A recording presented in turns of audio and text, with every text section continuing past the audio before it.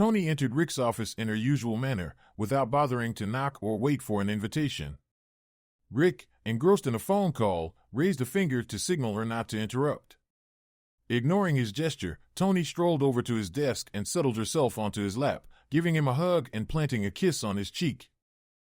Rick, also known as Richard Castile, is the owner of the Castile ad agency where Toni works as his personal assistant, and Gino Antonelli, Toni's husband and Rick's best friend, serves as the production manager.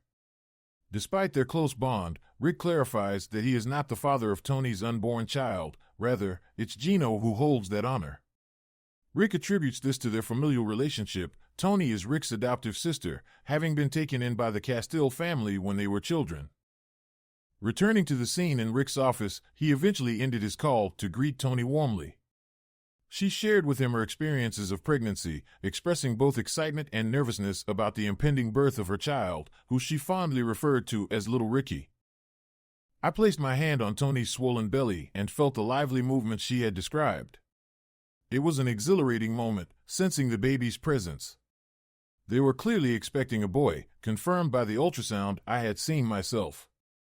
Both Toni and her husband wanted to honor me by naming him Ricky. Toni then reminded me about the upcoming appointment to meet the temporary replacement during her maternity leave. She emphasized that no one could replace her, reassuring me that the job would still be handled well by Kate Becker, the capable young woman she had hired. As Toni left, she humorously noted her pregnancy waddle. I couldn't help but admire her beauty and the glow she radiated. At 4 p.m., Toni returned with Kate Becker, whom she introduced as the temporary replacement. I greeted Kate politely, and after a brief exchange, jokingly instructed Toni to show Kate to the lunchroom and fetch me coffee. Later, Kate expressed reservations to Toni about my demeanor during the introduction, feeling uncomfortable with my informal approach. Toni assured her that it was a test and advised her to go along with it. Despite initial doubts, Kate decided to play along and returned with coffee, albeit not to my exact specifications. Upon tasting the coffee, I feigned displeasure, ending the interview abruptly. It was clear that Kate had passed the test, demonstrating her ability to handle unexpected situations with grace.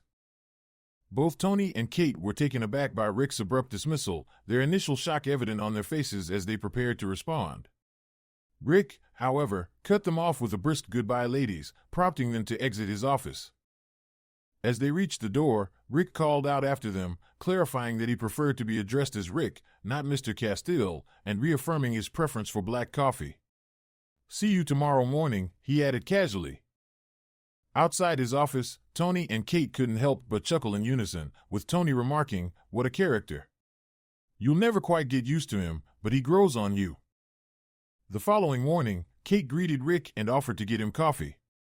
Rick, in good spirits, joked with her, suggesting they go together to ensure the coffee was to his liking. They shared a laugh as they walked to the lunchroom. Once there, Rick took a moment to discuss coffee etiquette in the office. He outlined that if Kate was getting coffee for herself, she could bring him a cup as well. When he was with clients, she should offer coffee and refills as necessary. And if she was busy, Rick was perfectly capable of getting his own coffee, but he would gladly bring her one if she desired. Rick then opened up to Kate about his earlier test, explaining that he wanted an assistant who could offer advice and fix mistakes, not just agree with him. He assured her that he valued her opinion and would consider it in his decisions, though ultimately the responsibility lay with him. Kate smiled warmly in response. Reflecting on Kate, Rick described her physical appearance frankly. He noted her height and size, admitting she was overweight, and acknowledged that she didn't fit conventional standards of attractiveness. Despite this, he emphasized that he appreciated her competence and demeanor and looked forward to working well together. On the other hand, from the very beginning, I noticed something in Kate's eyes that deeply appealed to me. Over the following weeks, my admiration for her grew, and I came to see her as a truly beautiful person. Kate proved to be an indispensable personal assistant. Her creativity and insight were invaluable, enhancing every project she was involved in. We attended meetings and dinners together, and occasionally traveled out of town, always maintaining separate accommodations. Though our relationship was strictly professional, as time passed, we developed a strong friendship. Despite my growing feelings for her, I was cautious about pursuing anything romantic with an employee. I eagerly anticipated the end of Tony's maternity leave, thinking it would be the right time to explore a romantic relationship with Kate.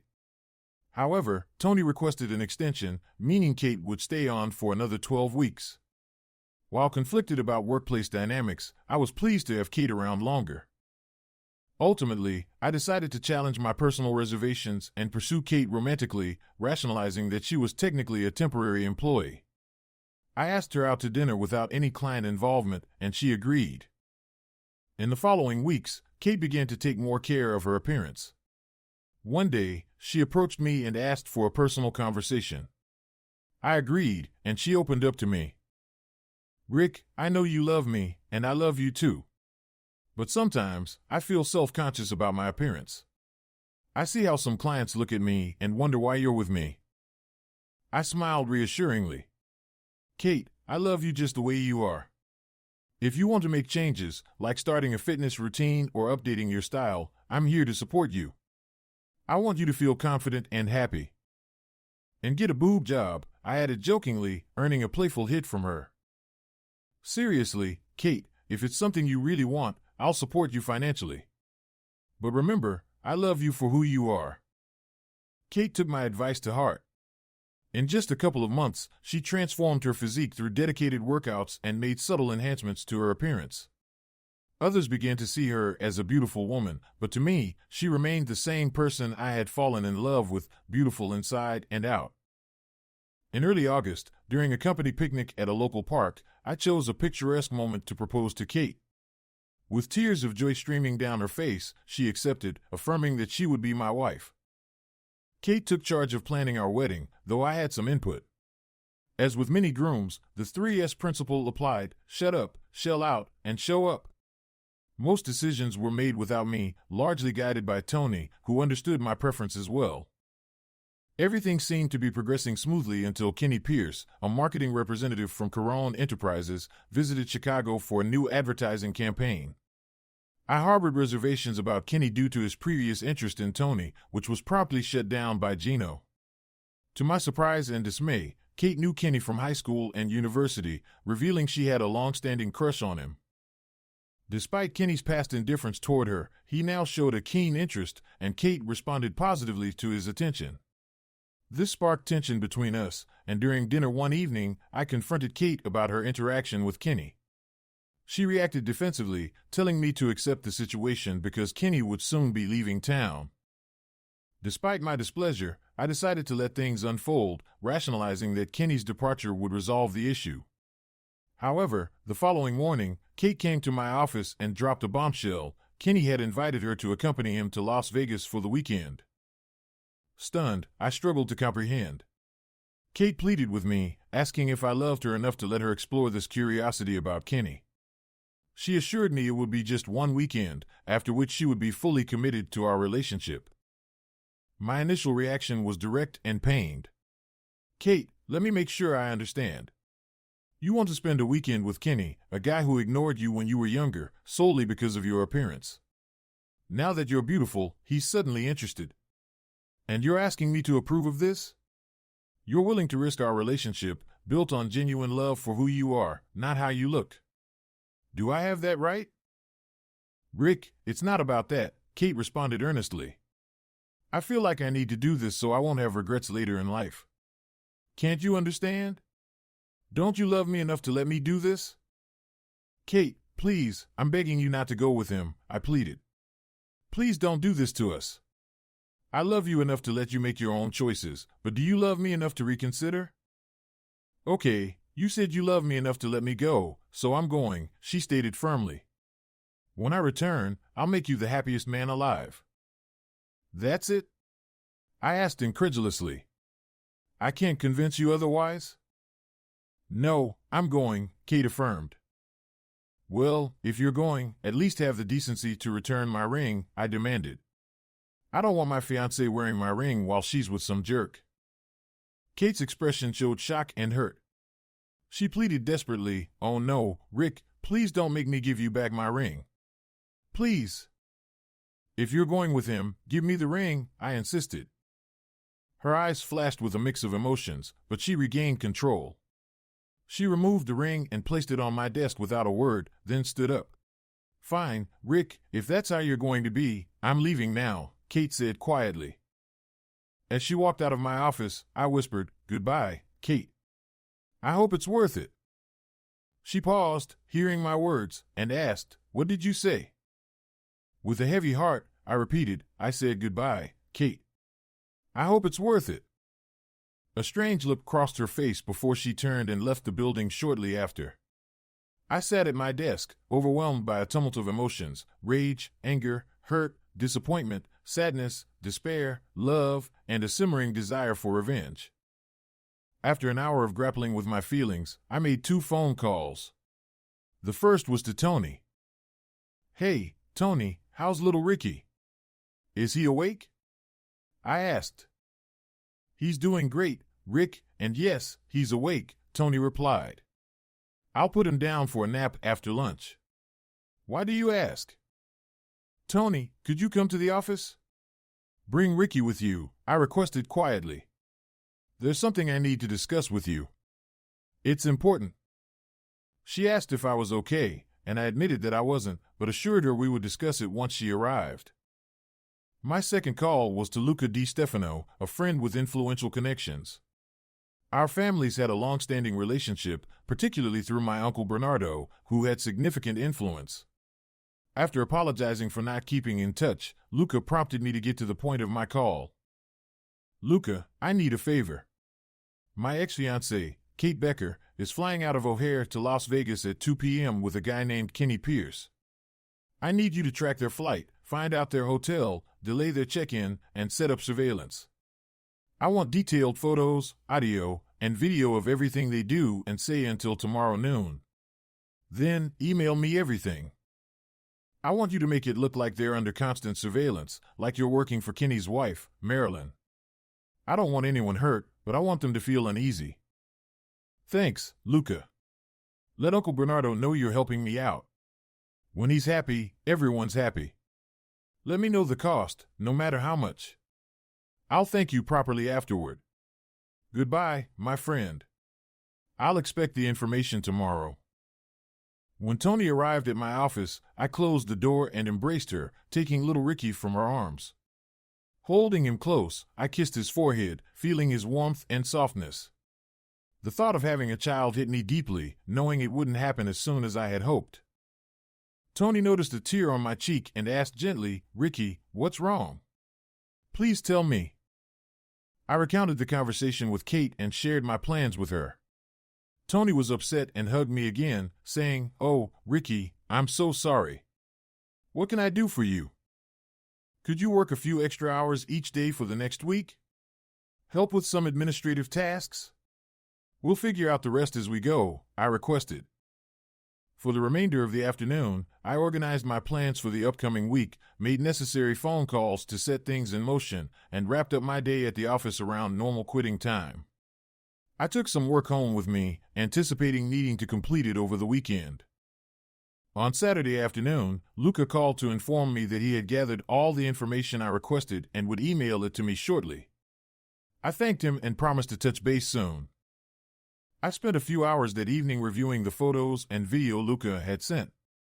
I fast-forwarded through parts but paid close attention to the intimate moments. What I observed surprised me. I made sure to print several stills from the video to incorporate into my presentation. Additionally, I created a couple of short video clips for impact. The rest of the night was spent putting the finishing touches on my presentation. Although I felt like I didn't sleep well, I must have gotten some rest. Early Sunday morning, I did a final review of the presentation and spent the remaining time before heading to the airport staring out the window. Monday morning, Kate arrived at the office and was greeted by Tony. She expressed her surprise at seeing Tony there and inquired about my whereabouts, mentioning she had tried contacting me all night with no success and that my phone appeared to be off. Tony, with a neutral expression, handed Kate an envelope. "Ms. Becker, this is your formal termination notice from Castile Ad Agency. Your temporary agency has been notified as well. Thank you for your services." Kate was understandably shocked and managed to ask, "What's happening, Tony?" Tony replied, "Mr. Castile requested me to terminate your employment. I've packed your personal belongings in this box." She gestured towards a paper carton on the desk, pushing it towards Kate.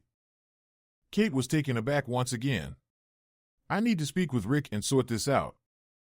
He's currently in New York," Tony explained, making a presentation to Corone Enterprises for their new advertising campaign. This news hit Kate hard, and tears streamed down her face. "Rick and I were supposed to go to New York together for this presentation," she sobbed. "We were going to make it a special time, just the two of us." Inside, Tony felt sympathy for Kate, but she kept her emotions in check and said, "Well, Miss Becker, I suppose that was before you went off to Las Vegas with another man. Rick won't be back in the office until Friday, and he asked me to schedule an appointment for you to meet with him then. Would 4 p.m. on Friday work for you?" Kate could barely whisper, "Yes." "Very well, then he'll see you at 4 p.m. on Friday." Kate endured a miserable 4 days waiting for her meeting with Rick. She attempted to call his cell phone several times, but each attempt went to voicemail. Meanwhile, in New York, Rick contacted Henri Caron to arrange a meeting at his hotel to present their new advertising campaign. He preferred an off-site location for part of the meeting due to personal reasons and asked Henri to bring along his daughter, Marilyn. Despite receiving calls from Kate, Rick chose not to answer, recognizing her numbers, home and cell, and let them go to voicemail, deleting them without listening. During his presentation, Rick made it clear to Henri and Marilyn that he had two objectives. Firstly, he aimed to present what he believed would be an exceptional advertising campaign. Secondly, on a personal note, he intended to address Kenny, Marilyn's husband. Rick's presentation turned out to be quite damaging for Kenny. Henri Caron, the owner of Corone Enterprises Incorporated, was displeased to witness his son-in-law's intimate involvement with another woman besides his daughter, Marilyn. While Marilyn wasn't shocked, having suspected Kenny's infidelity, she was nevertheless furious. The presentation provided her with concrete proof of his actions, for which she was appreciative. The ad presentation featured some provocative photos of Kenny and the woman. Despite the discomfort it caused him, Rick believed the concept would be powerful for advertising purposes. He had chosen a caption, "Wear me and experience euphoria." "I think the name for your new fragrance should be Euphoria, and these images certainly convey that concept," Rick suggested. The woman in the photos clearly depicted a euphoric state, captured from a moment in one of the videos at the peak of pleasure. Both Henri and Marilyn were somewhat stunned after witnessing Kenny's affair with the woman. However, they agreed that the concept was exceptional and would undoubtedly promote the new fragrance effectively. "Rick, you've struck gold with this idea, and we appreciate your insight. The emotions captured in these images are truly remarkable," Henri acknowledged. Rick smiled and continued, "Well, I'm sure you'll want to hire a different male model for that role because I sense Kenny is history. However, you may want to consider this woman. She is very beautiful and very sensual, as we all can see. Everyone has their own unique look, and it's almost impossible to recreate it using someone else. No one will ever replace Andie MacDowell in L'Oreal commercials with Because You're Worth It. No one could replace Kate Walsh in the Cadillac CTS commercial with When You Turn Your Car On, Does It Return the Favor? And no one can ever replace Cindy Crawford in the Pepsi commercial. I think this woman's look is exactly what we need for this campaign. If you're interested, I can give you her name and number." Henri nodded enthusiastically. "Yes, when you said her look is what we need, I agree. It will be perfect for our needs. Please do give us her name and number." Rick slid a piece of paper across the table to Henri. "She goes by the name Allison Kendall. I'm not certain if that's her real name, but that's what she uses. Her number is on the paper. Just so you're aware, she's a call girl. I'm not sure if she'll be interested, but perhaps a move and a new occupation will appeal to her. All you can do is ask." No, the woman in the pictures and videos with Kenny Pierce wasn't Kate Becker. Kate must have had second thoughts while they were flying out to Vegas because upon arrival, they booked separate rooms, and all evidence indicated that she had rejected every attempt Kenny made to be intimate. Kate never slept with Kenny, but unfortunately, the damage had already been done. By late evening, Kenny was so frustrated that he engaged the services of a prostitute who became the woman in all of the ad campaign pictures. Fortunately, Luca had continued to surveil Kenny, resulting in some fantastic conceptual pictures. I hope Allison will agree to do the ads because she would be perfect for them. You don't need all the details of what happened to Kenny, but rest assured, he paid a significant price. On Friday afternoon, Kate sat down with Rick. Rick, I don't understand what's happening here right now. Why did you terminate my services? I know you still need a PA, and Tony isn't ready to come back yet. Please, Rick, I didn't sleep with Kenny, I promise. Kate, why should I believe that? After all, you did go off alone with him to Vegas. Rick, I swear to you I didn't sleep with him. You said you loved me enough to let me go. You're right, I did say I loved you enough to let you go. The only problem, Kate, is that your definition of letting you go is different from mine. You meant going to Vegas, and I meant letting you go emotionally, not holding on to you. That's the difference. Kate, I know you didn't sleep with Kenny. But it doesn't matter, the damage had already been done. I loved you, Kate. Almost from the first moment I met you, I started loving you. I loved you when you were overweight and unattractive.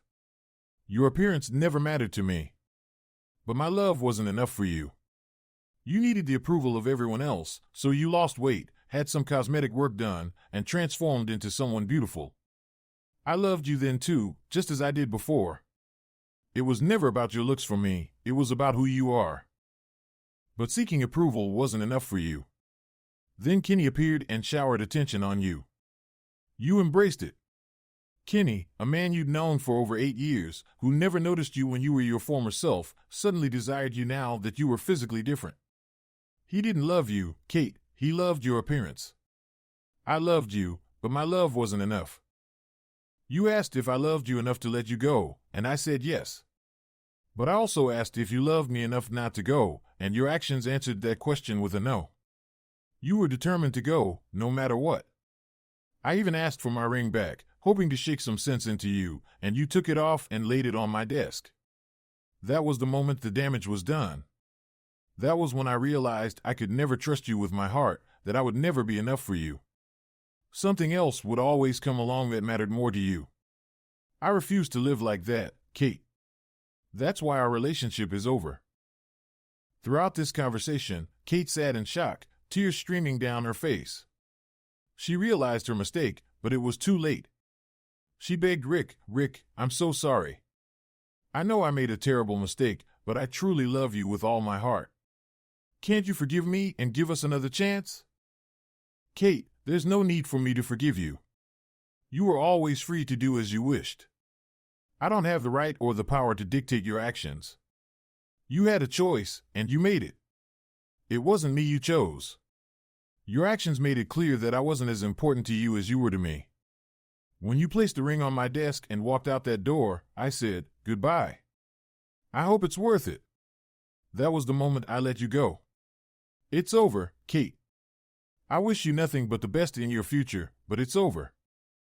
Epilogue. In the months that followed, Kate tried unsuccessfully to reconcile with Rick, but he refused any contact. Despite Tony's anger toward her, Kate managed to salvage her friendship with Tony and learned that part of the issue lay with Rick. For many men, knowing that Kate had never been intimate with Kenny would have allowed forgiveness and the chance to rebuild their relationship. However, Rick's unresolved childhood traumas prevented him from doing so. Kate learned from Tony that Rick's upbringing was marred by abandonment.